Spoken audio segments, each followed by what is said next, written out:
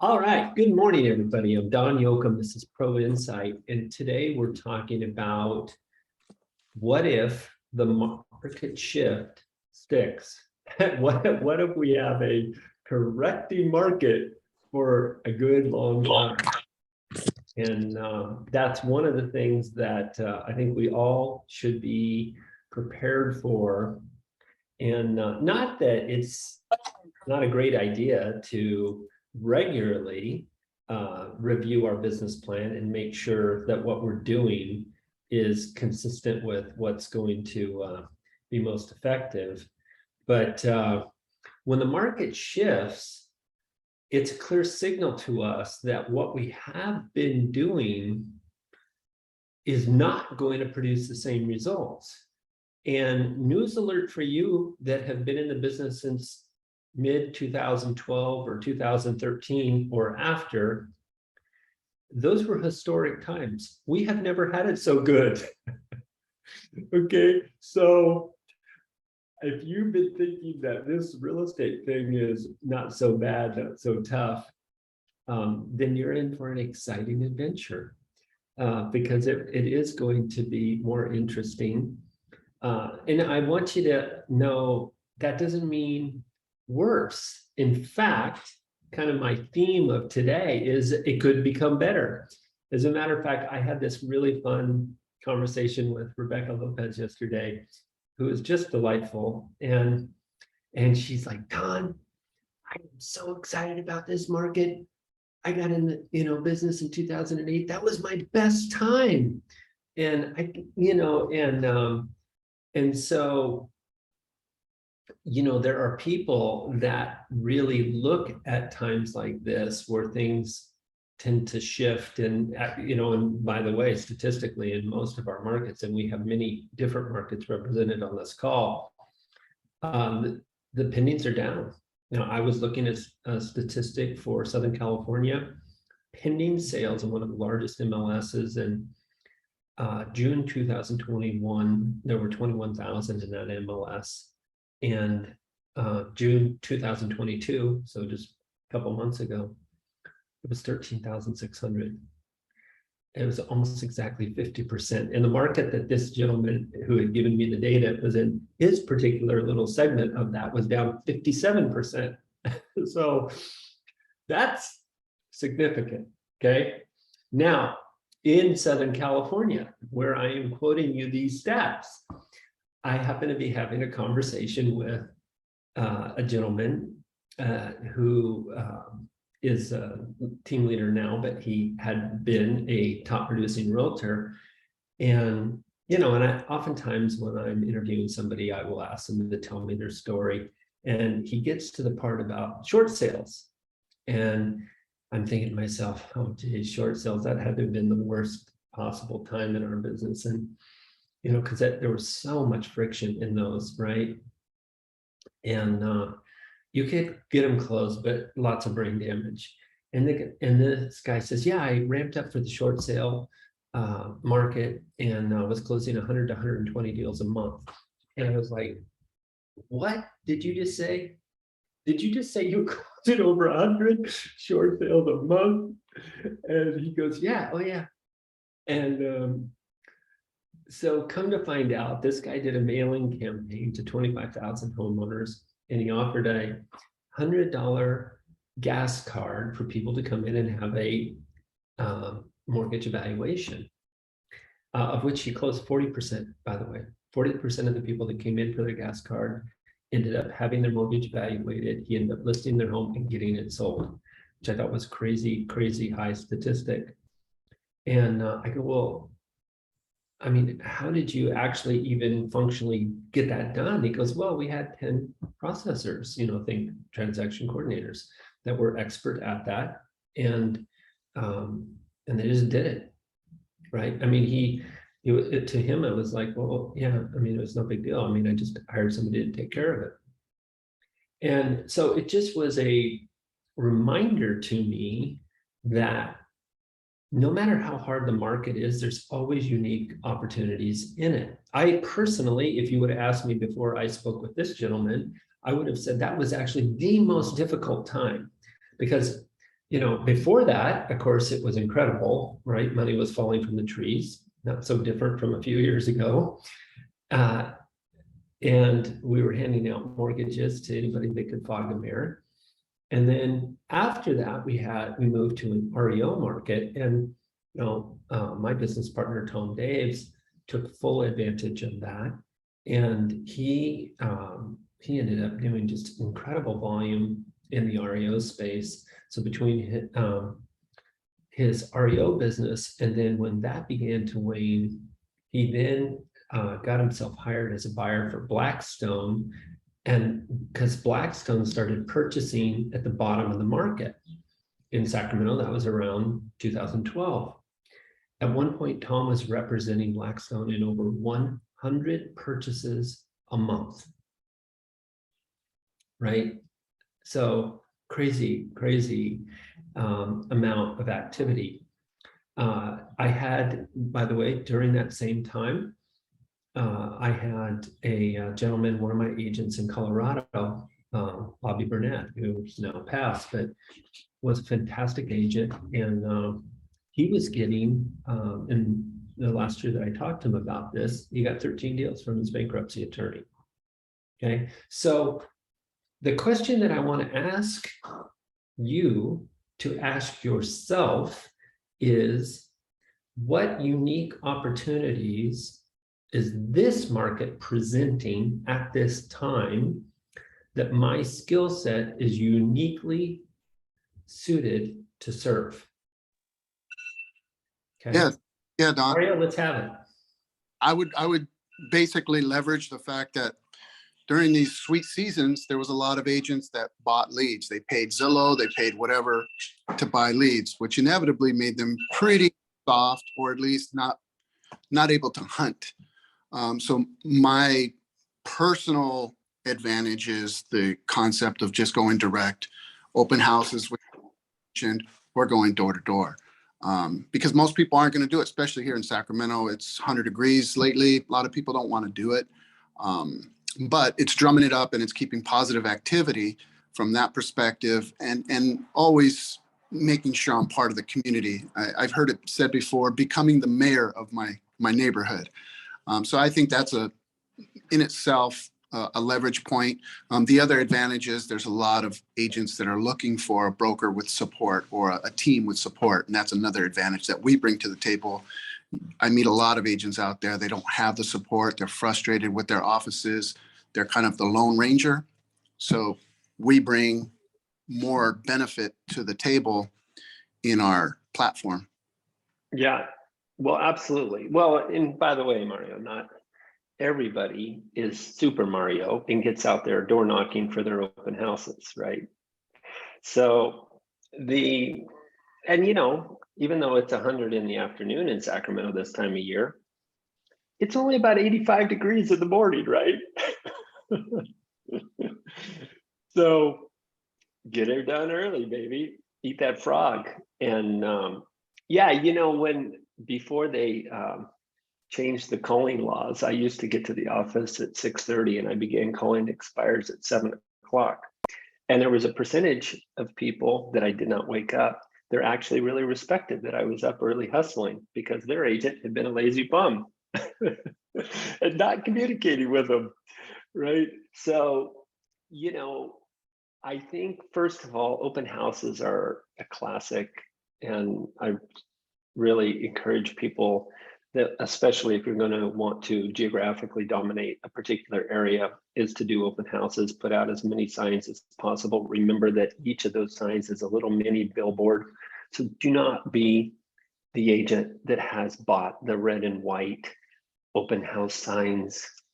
Okay, be the agent that has personally branded themselves nice and big. With EXP, you just have to be state compliant, so small logo, right? But what we want is not only people that are coming to your open house to see your signs, but we want people that are going to Starbucks and the soccer game and the baseball game to see your signs, because even though we're in a digital world now, the consumer still perceives to be the market leader by whoever has the most signs out there. And incidentally, you might not even have a listing, but you've got your open house signs all spread all over the place, and put them out there at 8 in the morning, make sure the seller's not home. Put a flyer in the flyer box that says, hey, I'm going to be holding this home open from 12 to 4. Feel free to come by. And if you can't during that time, take this flyer and we can schedule a private showing for this or some other home, right? So yeah, no, that's a good thing, Mario. I think, you're right. A lot of agents during these times did rely on internet leads, and those have certainly waned, and the cost per sale in time and money has gone up exponentially here in the last few months on that particular source. And they didn't learn the habits of, door knocking to do open houses like you have, which is fantastic. If you're going to do that, though, be sure to do it in a concentrated area so you get a magnification effect, right? Who else, by the way, Amy, what are you doing in this market that you feel gives you a unique advantage and kind of is opportune? I don't know that I'm doing much of anything different. I did have something to offer up to Mario and to everybody in the open house vein. I am hosting this weekend what I call a mega open house. So I've coordinated with all the brokers that have listings in a particular marina. There's 10 houses for sale in the same marina, and we're doing this mega open house. So a thought occurs to me for land regular houses is, if you have your own listing open and then there are 2 or 3 that are nearby that are in the same price point, perhaps you could reach out to those other agents and maybe not even clue them into exactly what you're doing, but just say, hey, can I hold your listing open next Saturday? And then if you have a team, Mario, if you have a team, staff each of those with your people, and then it all funnels back to your team in some way, because more than one house open in a really close vicinity will pull a much greater, you'll have a bigger audience. Yeah, I like. Yeah, because I've tried that in the past. I had an open house on one side. It was a newer neighborhood, and directly across the street was another listing, vacant house. So exactly what you did. I called them. I said, hey, I'm gonna be here anyway. You mind if I do an open house for your place? Nice. And I literally just left the door open, and people were going back and forth to each house. I really didn't man each house. I couldn't be 2 places at once. I didn't have a team at the time, but it definitely drummed up more activity. And, I had more banners out, more signs out. So I like the mega. I haven't tried that particular, but I like that concept. Yeah, mega open house and do staff them though nowadays, pay somebody $50 to be there.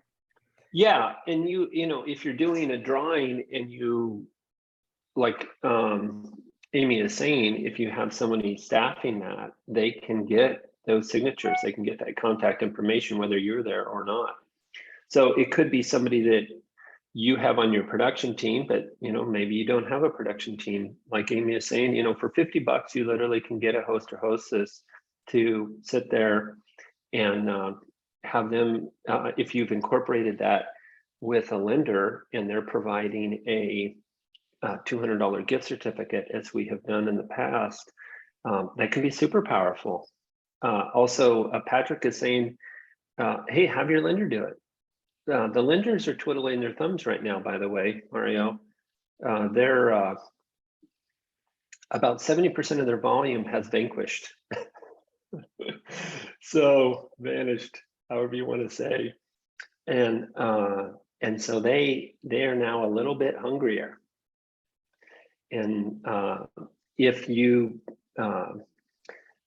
your lender isn't game for that, you might ask another lender and just say, hey, I want you to know I have an established lender relationship, but if you'd like to do these open houses with me and we door knock in preparation for that, any business that would come from that source, I'll be sure you have the first opportunity at it. You want to do that together, right? Bam, you're off and running. Doesn't even cost you $50, and you have a skilled lender. And you guys are texting back and forth. You have each other's calendars. You get somebody that's hot. You have them run across the street, meet with them real quick. You take the other open house while he's setting up for a pre-qualification, you can do some fun things there. Okay.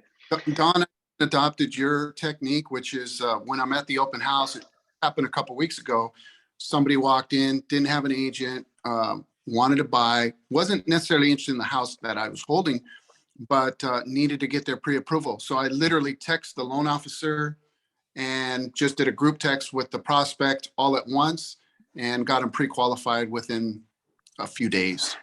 That's awesome.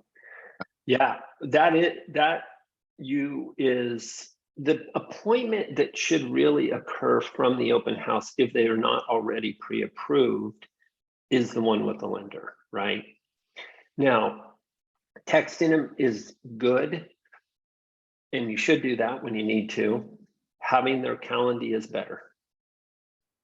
Okay, so actually just booking an appointment right for your client into their calendar while they're at the open house. And incidentally, one of the things, remember the ultimate sin of client relations is to leave that appointment without another appointment.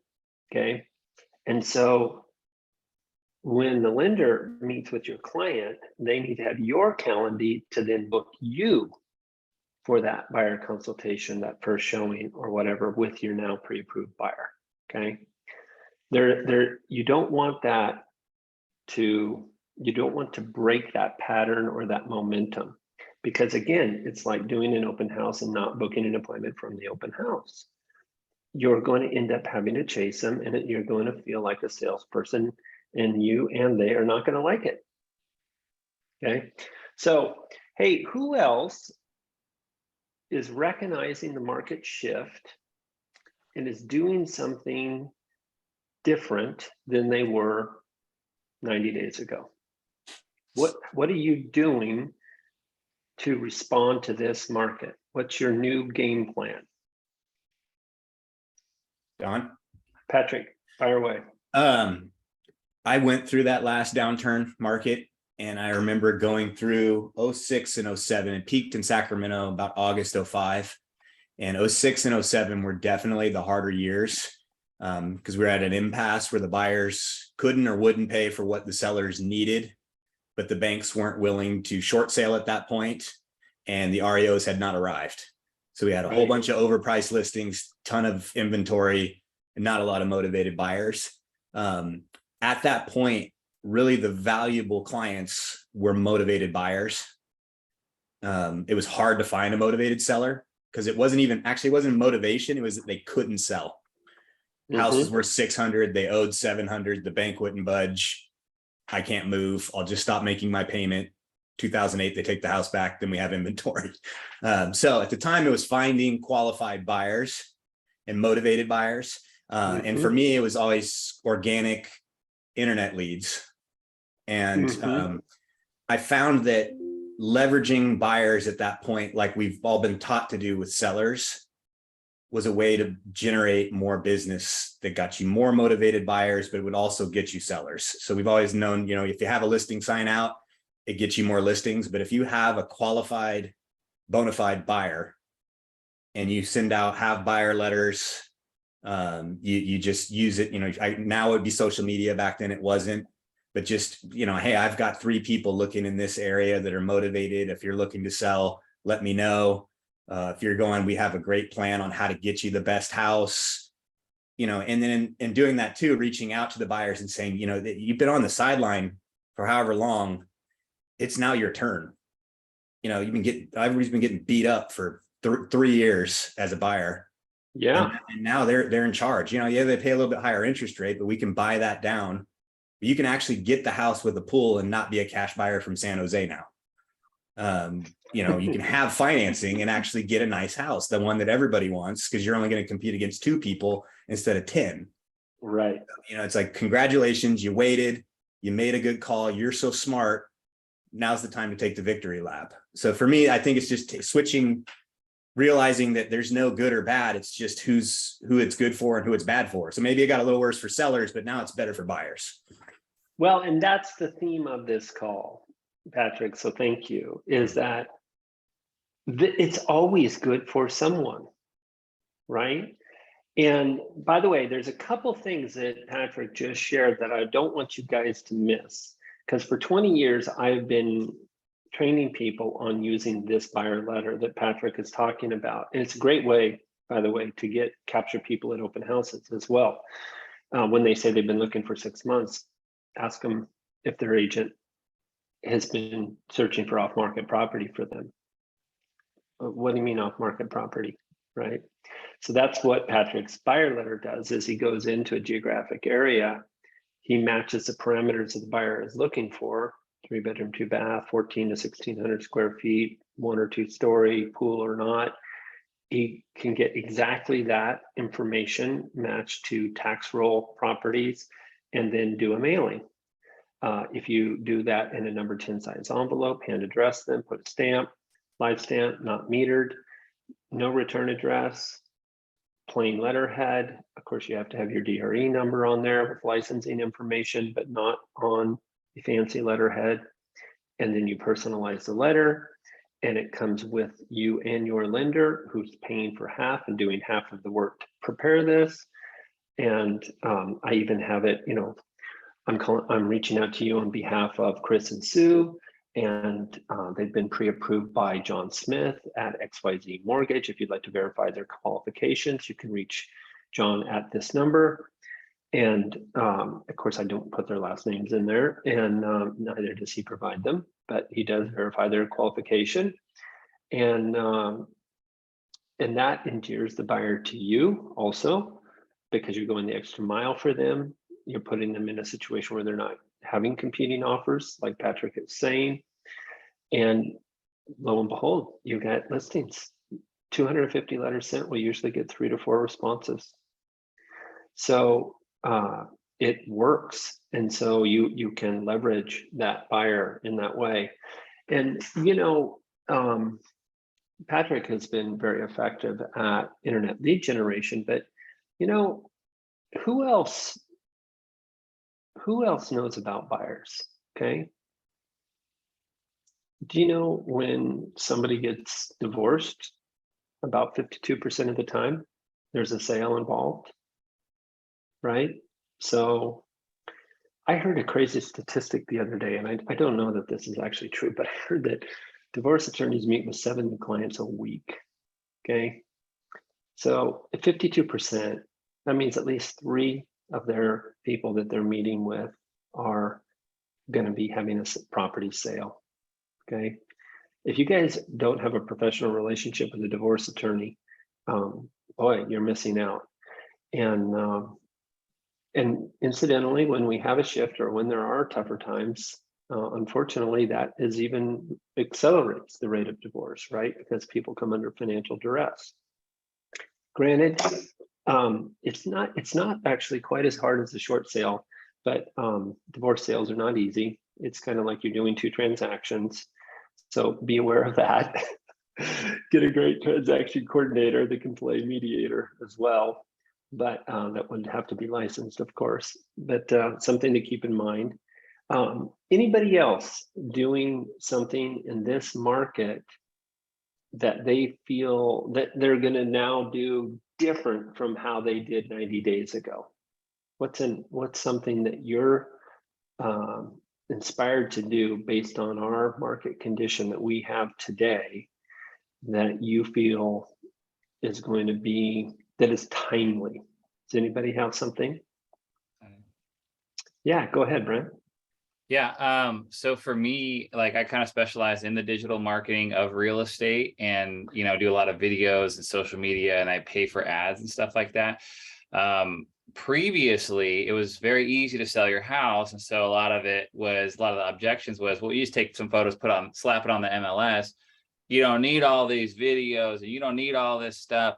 So I just co-authored a book called The Digital Difference. It's a little book, and has my picture on it, and it talks about the internet marketing of real estate and how important it is. So I'm a specialist in this, and so basically for me, it's like every threat has a corresponding opportunity. So now with calling on expireds, canceleds, they couldn't sell their house on the market, whatever. I feel like it's an opportunity for me to actually gain more listings. And my whole thing is that your house doesn't sell for two reasons. Usually it's not priced correctly and it's not marketed well. And if I'm doing everything I can to market it and we made 4 videos on your house and we got 10,000 views, the price is wrong. You got to adjust it. And I feel like that little script has really been helping me.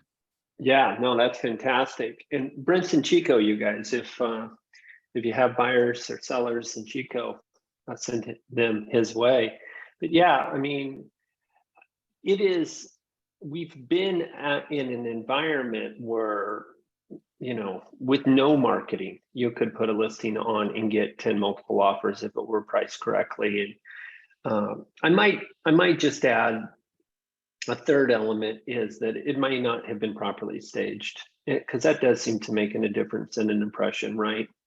And that's another thing, though, by the way, you guys, you might offer that as part of your service is, you know, I provide staging, or, you know, I'll split the cost with you, or whatever the case may be, because now actually, just like we actually have to do marketing like Brent is doing, we actually have to stage the houses now and prepare them well.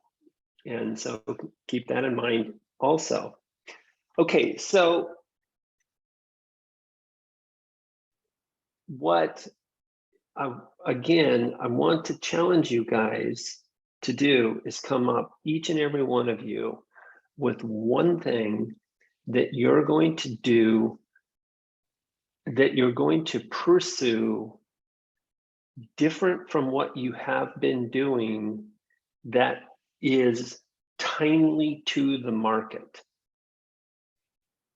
Okay, so what is it that you're going to add to your repertoire that is going to magnify the result? Okay, love to hear from you, Don at ProInsight.com. If you come up with your one thing that you're going to do in this market, email it to me. I'd love to hear what you chose to do. Now, the flip side of this coin is, what are you going to stop doing? Okay, because there are going to be things, remember, that were working. Like Mario was saying, there's a lot of people that were making truckloads of money off internet leads. Well, suddenly that's not such a great gig. Okay, so you may want to shut that budget down and redirect it. Okay, but here is what I know about, because this would be my third correction I've gone through. Okay, and what I have seen is agents are pretty good at shutting down the things that don't work. Okay, like stopping an advertising campaign, for example. Not as good at replacing that with something that is of equal or greater value to their business. Okay, so I just want to caution you, before you go cutting a campaign, make sure that you have a replacement. Okay, because let's just say, for the sake of our example, that internet leads, I was making a sale for every $1,000 invested. So I can do internet leads, I can spend 1,000, I get enough leads, I get a $10,000 commission, 10 cents on the dollar. That's actually not such a bad gig. I spend 1, I get 10. It's a 10-to-1 investment, right? And all of a sudden, internet leads are now translating to 20% cost of sale. So now I'm having to spend twice as much to get the same result. Okay, now by a raise of hands, how many of us are willing to pay 25% for a referral? Qualified referral. Okay, just about everybody. Okay, so yet we're not usually willing to spend 12.5 cents on the dollar to actually proactively make a sale happen. Okay, so be cognizant of that. Do be aware of what your cost of sale is, and if it's going up, keep it more and more careful eye on it. But maybe do not stop that activity until you have another activity that, when you compute the time and money investment, is better than the one you're stopping. Because actually, spending, trading $2 for $10 is still not a bad gig. Most of you are willing to trade $2.50 for 10 in the form of a referral. And I get it, you only have to pay if it performs, and you get to pay it, once you have the money from your closed commission. So the risk profile is measurably different. But there are tons of things today that you could do to cause a sale to occur for less than $2,000. When I am talking to somebody about joining EXP or not, and if they're spending more money than what we would charge, I point out to them, I say, well, it sounds like the savings would be roughly $24,000. And and maybe they're making a couple $100,000 at that time. And so for them, that, that is something. 24,000 is 24,000. But what I say to them is, I go, well, if I were to ask you to, if I go make a sale happen, how much money would you need to cause a sale to occur? And invariably, I'll usually get a response of something like, I used to get about 1,000, now it's 1,500 to 2,000. But whatever their number is, okay, let's say that they say 1,500, that would be a normal response. I'll say, well, okay, so, but let's just say it gets even worse. Let's say it goes to where it's 2,000. Do you see how the difference between what you're paying your broker now and what you could pay to EXP for brokering your transactions would save you $2,000 a month? And on the surface, that looks like 24K. But you told me your average commission is 10K. And so if we just use the savings and we invested that in getting you an extra transaction, do you see how you could generate an extra transaction a month, 12 a year? So in other words, instead of you having the difference or the savings be 24,000, how about if we put you 120,000 ahead? Okay. Now that conversation is exactly why I am at EXP today. I had gone to Scottsdale and I was doing my due diligence on EXP. Of course, I'd heard all about the stock and the rev share, and I had built brokerages, so I was all excited about that. And I was pretty close to joining, but what happened was I needed to hitch a ride back to Phoenix Airport, and I happened to get a lift from a production team from Charlotte, North Carolina. Craig and Shelley are their names, and they had been at Keller Williams for 10 years, just like me. And actually, they had had a pretty good experience at Keller Williams. They had been doing 45 million a year, and that's a decent business. They have a team of 8, by the way. And so we're riding along, and I says, okay, well, give me the dirt. I'm thinking about joining this EXP, and how's it going for you? And they go, well, actually, it's gone pretty well. It's our 12th month, and we've closed 75 million.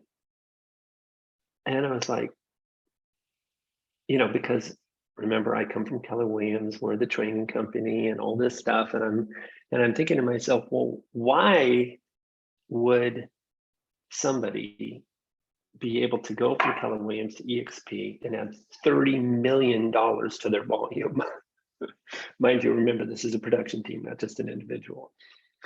And they just says, well, it was pretty straightforward. Actually, what we did is we just took the savings and we added that to our marketing budget. And that was it. So they did the equation that I just mentioned to you, but they did it at scale, right? Because they were doing that off a bigger base, right? And because they had a team, there was more cost savings at stake there for them than $2,000. So pretty exciting though. And of course I did, I called Tom Daves right after that conversation. I says, I'm in and you are too. So that's the way you talk to the #1 KW agent in the world 7 times, by the way. So what's that? The rest is history. Yeah, exactly.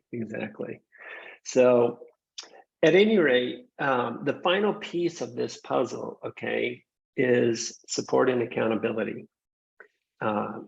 So there's a couple pieces to this equation, okay? I mean, in a perfect world, you'd hire yourself a coach. If that's not something that you feel that you can afford, then get yourself an accountability partner. And here are the conditions that I want you to have for your accountability partner. #1 condition, they are in a referral market to you, okay? You might have people that you enjoy the company of that are in the same market, but in reality, you're actually in competition. #2, make sure that they do business the way you do business. So, you know, if you're like Mario and you're into door knocking and open houses, find somebody that's really great at that. Okay.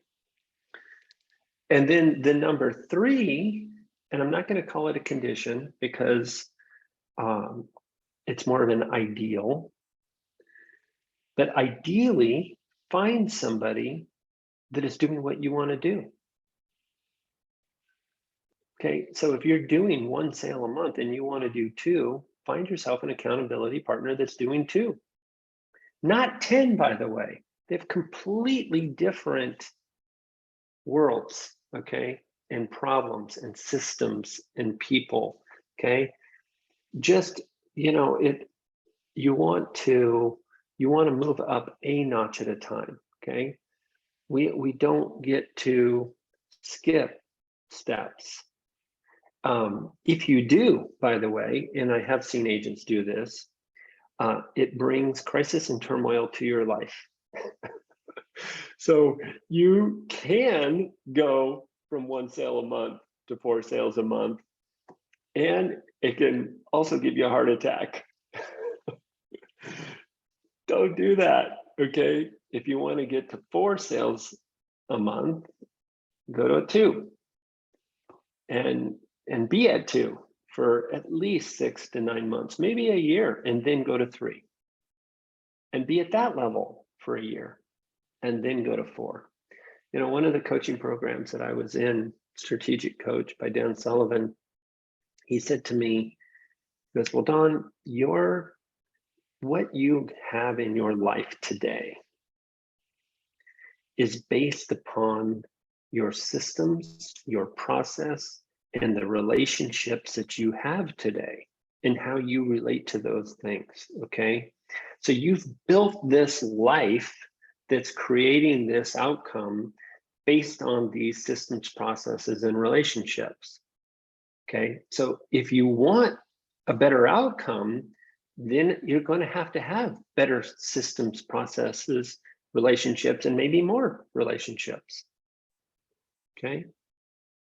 It's a pretty easy equation, actually.